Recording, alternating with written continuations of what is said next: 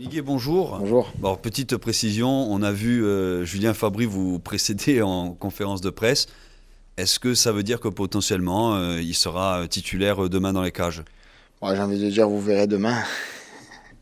C'est un message pour compter faire tourner un peu effectif pour être dans les matchs ou c'est Non, non, ça suit la ligne de conduite qu'on avait. On concerne tout le monde sur et en dehors du terrain. Donc Julien est venu aujourd'hui, c'est un membre important du groupe et de l'effectif. Donc il n'y a rien de surprenant. Alors, vous revenez d'un match à Annecy où le Sporting a fait une première période catastrophique en termes de jeu, en termes d'état d'esprit, même si, bien entendu, il y a eu un petit rattrapage en seconde période avec ces deux buts de marqué.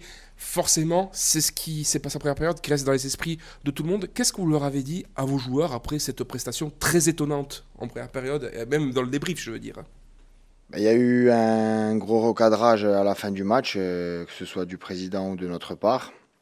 Mais j'ai envie de dire, il faut aussi savoir tourner la page, se servir, nous, des éléments qu'on a vus en première période, mais aussi en seconde période, et s'appuyer aussi sur ce qu'on avait fait de bien sur les semaines précédant ce match. Donc, petit signal d'alerte, mais pas non plus tomber dans la catastrophe ou trop insister dessus, parce qu'il y a des échéances qui sont importantes malgré tout qui arrivent, et il faut savoir rebondir.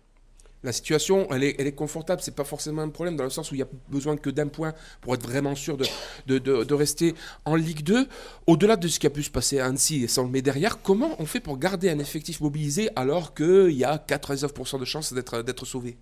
C'est toujours l'esprit de compétition qui va nous animer et qu'on doit entretenir et cultiver à l'entraînement. Si on arrive à maîtriser ce paramètre-là et créer une émulation positive entre les joueurs, ben forcément, on sera capable de le transférer en match. Après, c'est ce qu'on a essayé de faire toute la semaine et qu'on a bien fait d'ailleurs. Donc, il y aura j'espère, une réaction positive demain soir.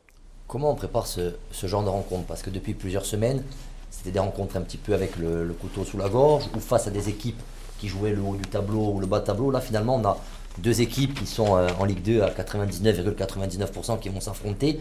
Comment on arrive véritablement à se dire il va falloir y aller et il va falloir de suite mettre le pied sur l'accélérateur? Mais d'abord, j'ai envie de dire, c'est notre métier et la compétition, c'est ce pour quoi on s'entraîne tous les jours. Donc si on arrive en match et qu'on se dit pas qu'il va falloir enfoncer l'adversaire, je pense qu'on n'est pas fait pour ce métier-là. Deuxièmement, on aura un stade qui sera, j'espère, et je pense bien garni parce que c'est un vendredi soir et des horaires qui nous conviennent. Donc ça va être top, même si le public, on l'a vu, a répondu présent tout au long de la saison. Donc ça va être la même chose demain. Et troisièmement, pour une question de fierté personnelle, c'est-à-dire qu'on est à domicile, on a envie d'engranger le plus de points, on l'a dit depuis beaucoup de matchs. Sur les 3 derniers matchs, ça va être notre ligne de conduite. On va faire de cadeaux à personne et on va s'atteler à envoyer ce message aux joueurs et à répondre présent demain soir. Et puis, il y a des joueurs qui sont dans une situation où leur devenir au Sporting n'est pas forcément clair, voire même il est clair dans le sens où ils pourraient repartir. Il y a des joueurs prêtés comme Keita, par exemple, qui pourraient disputer leur dernier match avec le Sporting sur cette fin de saison. Comment on garde mobilisé des joueurs qui ont peut-être déjà la tête sur le futur et pas forcément au Sporting? Ça, c'est le lot de toutes les fins de saison, de tous les clubs. C'est pas que le nôtre. Comment on garde en alerte ces joueurs-là? Ben, en leur parlant, en discutant, surtout si c'est des jeunes joueurs. Après, les plus anciens ont déjà été confrontés à ça. Donc, sur les jeunes joueurs, c'est notre travail de les garder concernés. Mais c'est des joueurs qui, on l'a vu au fil des matchs, ont pris conscience de ce que c'était le Sporting Club de Bastia, les valeurs qu'il fallait mettre sur le terrain. Donc, je vois pas pourquoi ils se relâcheraient sur ces derniers matchs. Est-ce que finalement cette rencontre à Annecy, elle n'a pas encore plus prouvé que si on n'avait pas un investissement à 100%, 110% dans l'engagement, dans l'attention, je dirais, tout au long de la rencontre, mais cette équipe du Sporting pouvait avoir des faiblesses alors qu'elle peut les compenser avec cet engagement? Exactement, ça a été notre discours sur les 5, 6 dernières semaines depuis la défaite de Saint-Étienne. On voit que si on ne fait pas les efforts, si on court moins que l'adversaire, si on en veut moins, c'est des discours un peu, je dirais, bateau, mais c'est la vérité. On n'est pas encore une équipe qui peut se permettre de jouer uniquement sur notre qualité. Peut-être que ça viendra un jour avec l'expérience des joueurs qui composent l'effectif, mais pour l'instant, on devient trop fragile comme équipe si on n'a pas toutes ces valeurs tu as souligné juste avant, quoi. Alors vous avez évoqué le fait d'être concerné jusqu'au bout. Là, vous avez affronté une équipe qui, semble-t-il, termine son championnat en roue libre. Une victoire sur les 13 derniers matchs. Ils étaient potentiellement bien placés pour les barrages. Ils se retrouvent à égalité de points avec vous. Cette situation, c'est ce que vous voulez absolument éviter avec le Sporting, une fin un peu de... Parce qu'on a l'impression que cette fin de saison pour Amiens, elle est catastrophique. Apparemment, le divorce serait consommé avec les supporters, des joueurs qui seraient plus du tout impliqués. Vous, c'est pas du tout ce que vous voulez à Bastia.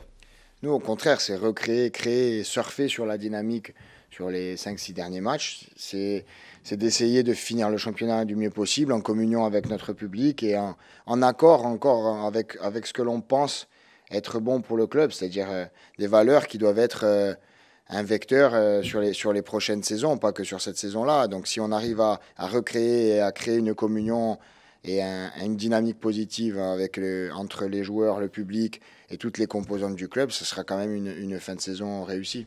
Puis demain soir, c'est un match un peu particulier puisqu'il y aura cet hommage, comme chaque année, aux victimes de la catastrophe de Fouriane. Au sein du groupe, auprès des joueurs qui jusque-là n'étaient pas au Sporting, comment avez-vous transmis ce souvenir ? Mais on avait déjà fait on avait projeté un film de sensibilisation aux joueurs qui arrivaient. On a ancré ça chez les joueurs qui étaient déjà présents. Puis là, j'ai envie de dire, ils ont déjà le programme de dimanche pour la commémoration. Donc ils savent ce qui s'est passé. La plupart se sont arrêtés devant la stèle déjà. On leur a expliqué ce que ça représentait. Donc il y aura certainement un supplément d'âme qui sera mené déjà dans notre discours. Et deuxièmement, parce que les joueurs ont conscience de ce qu'est le Sporting Club de Bastia.